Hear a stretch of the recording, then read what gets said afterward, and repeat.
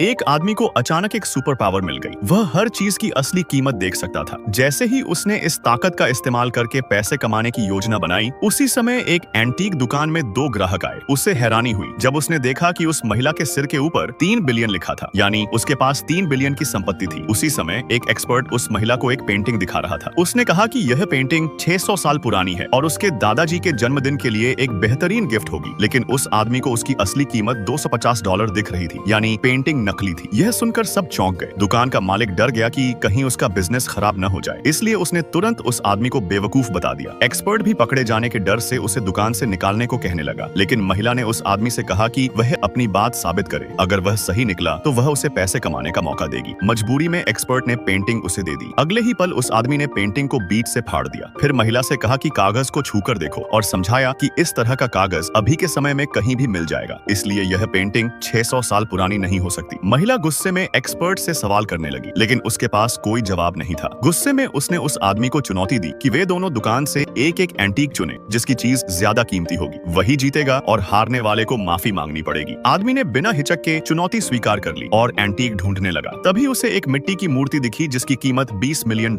थी और उसने उसे तुरंत चुन लिया। जब उसने सबको वह मूर्ति दिखाई तो एक्सपर्ट ने उसका मजाक उड़ाया और कहा कि यह तो साफ तौर पर नकली है। दुकान का मालिक भी उसकी पसंद को लेकर परेशान दिख रहा था। जब कोई भी उस पर विश्वास नहीं कर रहा था, तब उस आदमी ने शांति से उस मिट्टी की मूर्ति को तोड़ दिया। अगले ही पल उसके अंदर से एक जेड की मूर्ति निकल आई। वर्तमान कीमत के हिसाब से वह जेड की मूर्ति कम से कम $20 मिलियन की थी।